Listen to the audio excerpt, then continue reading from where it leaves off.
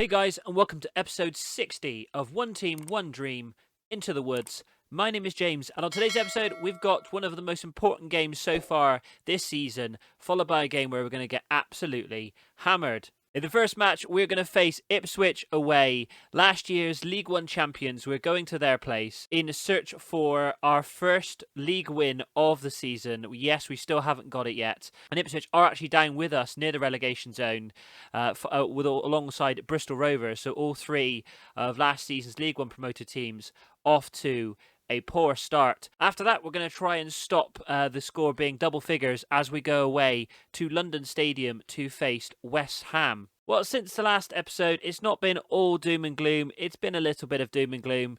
We've lost 5 of our matches. We've managed to draw 2, though, getting 2 points. We managed to draw a incredible 4-4 away against Aston Villa. What a game that was. I kind of wish that had been on an episode, but it was a little bit too close to the start of the season. We managed to follow that up with a 2-2 at home to Middlesbrough, and our only win so far this season was a first round win against Wimbledon in the Carabao Cup, and then followed that up with a loss to Watford in the second round.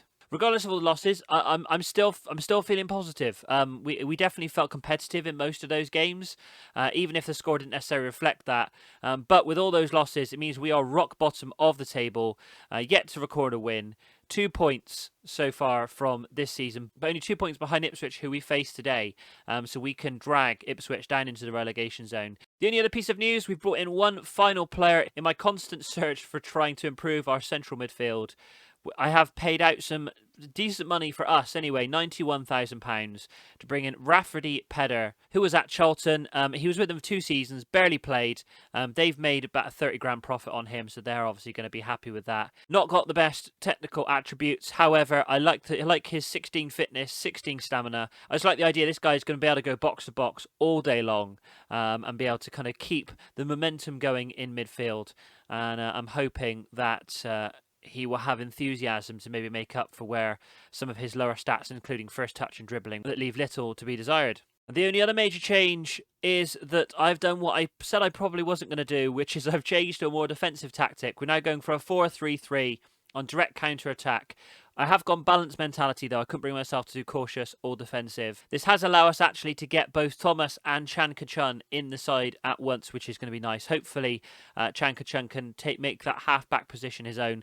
He's not done great with it at the moment, but he is young. It is a brand new tactic, so hopefully these guys over time will gel with this formation. But other than that, it is a very similar starting 11. So we have Hullart in goal, a back four, Devine, Tricker, Thomas and Charles. Chan Kachun, Adebayo and Pedder are the midfield 3. Fagan comes in for Diop and Holland on that left-hand side as the inside forward. I wanted to push a striker out there, especially as we're going to be utilising that area more in terms of goals. With Alabiosu in his normal position out on the right-hand side, we have been playing Taylor Crossdale out on that right, but he is struggling a little bit for fitness, so he is on the bench for today. He's on the bench for the start of today's game. And then Yeats up front, playing in a fairly unfamiliar deep-lying forward role. The idea being he will hopefully be able to a bit more of a creative spark up there, but I may push him forward into a more advanced forward role if the game calls for it. The only other fitness worries are Charles, Pedder and Adebayo are all not fully fit.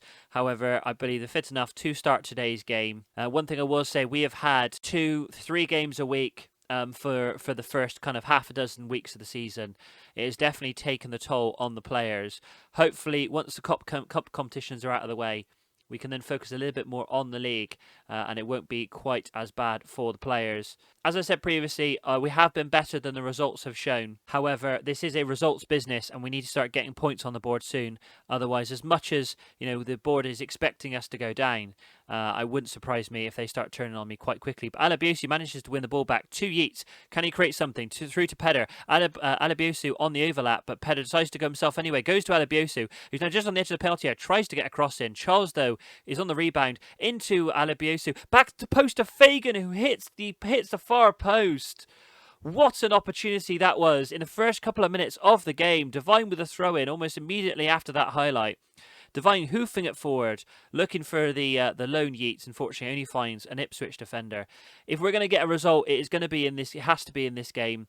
We need to be beating both Ipswich and Bristol Rovers this season if we want to stand any chance of survival. Because as we've shown so far, anyone in the top half of the table, we're unlikely probably to get a result against. So it's definitely going to be scrappy down playing against the relegation candidates, and almost less than 5 minutes on the clock, and Ipswich draw first blood. So easy. They were passing it around all over the place out there. Very little pressure. Huge space over there. I don't know why Devine is playing so narrow. But Stewart stripped into the centre. Mand?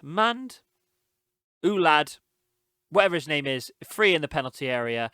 Easy header for him to make it 1-0. And that is very disappointing. And I'm kind of thinking, now looking back on it, maybe we should have... maybe I go to a bit more of a positive role. I'm going to break the players. Only 20 minutes gone. But Yeats is in the penalty area. Can we get a... I say an immediate goal back. It's not immediate. We've had 15 minutes since that goal. But Adebayo with the ball gets hacked down on the edge of the penalty area.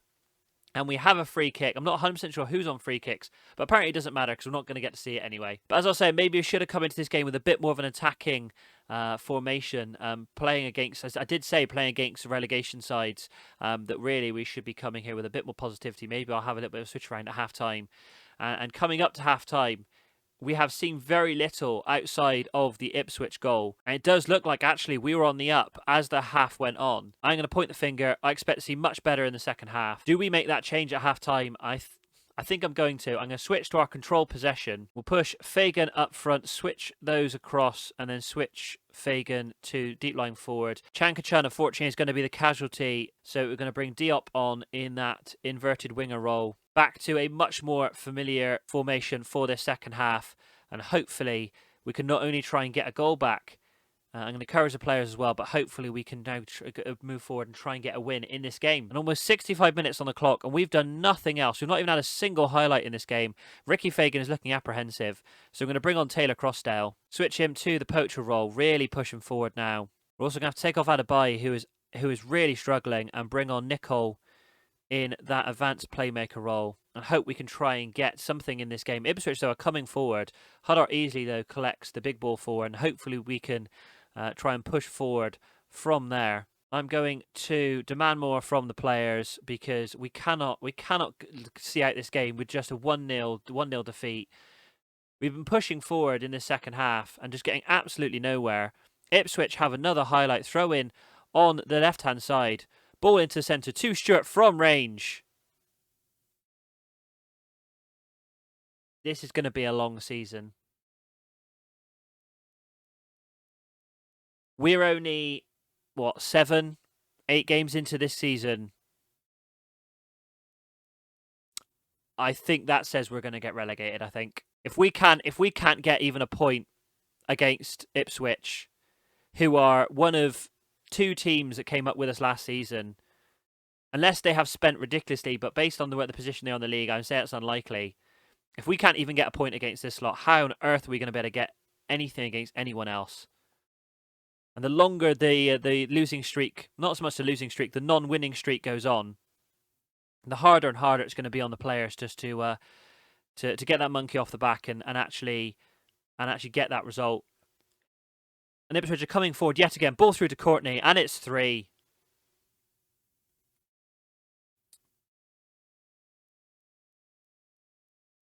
I think this is going to be the end for the 4-2-4. I think I've talked myself in and out of that formation several times in this episode so far, but I think this will be the last for this because it's obviously got its flaws. It obviously can't provide us with what we need, and we've just thrown this game away. Huddart with a goal kick. Not that it makes any difference really at this point. Trying to find Taylor Crossdale. Can we get at least a goal to make this? I'd say make the score look more reasonable. One got Taylor Crossdale on the 93rd minute, gets a goal back for us, keeps up the streak of at the very least making these results look remotely reasonable. But we have absolutely thrown this away in this game. We haven't been bad.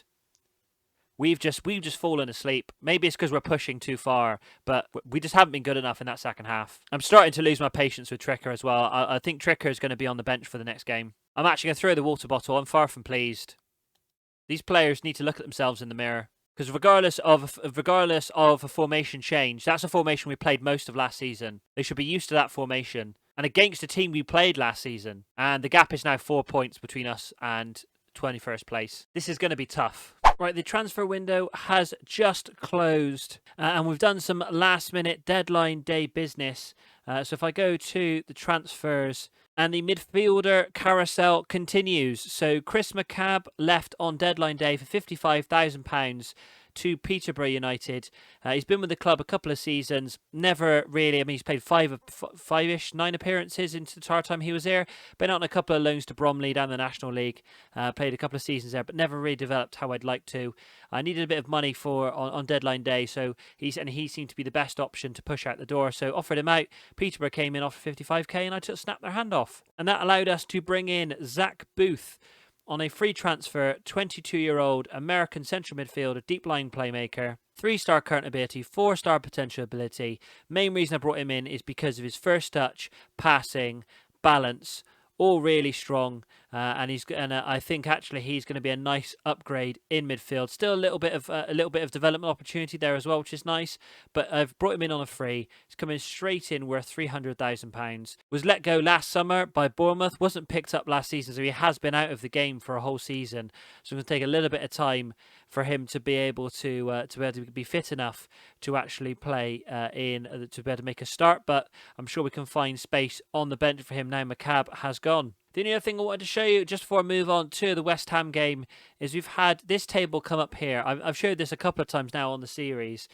Player wage expenditure in the league that we're in, so Sky Bet Championship. As you can see, team we are facing next game, West Ham, who are spending 10% of the total value per week that the clubs are spending on wages. And Boreham Wood, we are right at the bottom, £77,000 a week. Bristol Rovers above us are almost spending double what we have in terms of wage budget. And as this points out here, £1.1 million a week less than West Ham we are spending, lowest in the league. It's not surprising that we're getting kicked around a little bit. However, you got to kind of think, with clubs like West Ham, Aston Villa, Sheffield United spending that much money on wages, they don't get promoted. Someone's surely getting sacked from that club, because there is an insane amount of wages to be spending. That is lower Premier League level kind of spending. So let's go cause an upset and get somebody sacked. It's game day, and we are at the London Stadium to face West Ham United. And almost everybody, media and players, think we're going to get absolutely squashed today. And I know it's going to start to go south very quickly, because the morale has already started to go downhill at the club. I've had the players come to me complaining about the morale around the dressing room, and that's always a bad sign. When you lose morale in FM21, that is a slippery slope to exiting out the door. And even in the last press conference, I was asked if I would play defensively. I said we should always play a balance. And now both my defenders are upset. A couple of other players are not happy as well about it. So I'm going to take the players' lead on this. I'm going with a cautious mentality. We've dropped Adebayo back to a deep line playmaker rather than an advanced playmaker, but I have pushed Yeats on into an advanced forward. Does mean we're a little bit of an issue in this area now, but it's only some minor issues, and we've got Pedder who's able to kind of fill that gap when needed. Zach Booth comes onto the bench. As I said, he's a year out of having played football, so he's going to need a little bit of training before he's fully fit to be able to play significant minutes. And unfortunately, in terms of injuries, Taylor Crossdale was injured during the international break, so he's out for 2 to 4 weeks. So Alabiosu is going to take up his position out wide right. So other than that, it is the same team that faced Ipswich in the last game. I'm going to try and learn from my mistakes. I'm not changing the tactic this time. We're going to stick at this tactic. If we can get out of London Road with a draw, I will be happy at that. We're continuing to get single points on the board, just awaiting that first win. And we've had a completely highlightless first half. We've had one shot in the entire first half to West Ham's 8. But we appear to be keeping them at bay, unless they're just lulling us into a false sense of security. Right, time to make a couple of substitutions. I can see a few poor ratings on the field at the moment. Fagan's had another poor game, so I'm going to bring on Diop for him as he's looking motivated.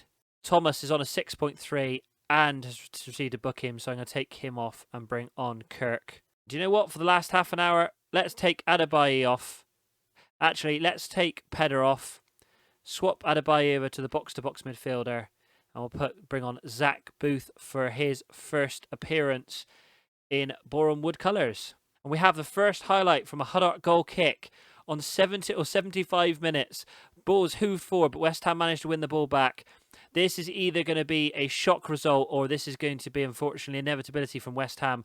Ball is out wide with Bell. Loads of space, whipped into the centre. And just as easy as that. That's all it took, was one highlight. I know we're playing counter-attack, but let's go attacking. We need to be able to get, and that's going to be absolutely detrimental to the players. There is going to be a massive kick to the stomach. They've managed to hold out for 75 minutes. I think that is literally going to be it. That one goal, that's all it took. And that is the only highlight we had in that entire game. I mean, I can't say that I wasn't expecting us to lose that game. I mean, I will actually say that hands on hips, I can't fault them because they held off for as long as they could. We just couldn't last that last 15 minutes. West Ham had one opportunity and took it, but we held them out for the rest of the time. We stay at 2 points, bottom of the table, back-to-back losses again. 4 points now behind Charlton. Luckily, only 4 points behind Charlton. Looks like Charlton probably lost again today. Yeah, Charlton lost to Ipswich. Ipswich actually on a little bit of a run now. Not feeling as bad about losing to Ipswich as they've jumped up the table. I mean, they were very early on in the season, but they've jumped up to 12th in the table. Well, let me know down in the comments what you think I could be doing. Is there a way out of this, or do I just accept the inevitable, barrel through this, and we end up back down in League One again next season? I'm going to keep at it, going to have a bit of a rethink, and we go again in the next episode.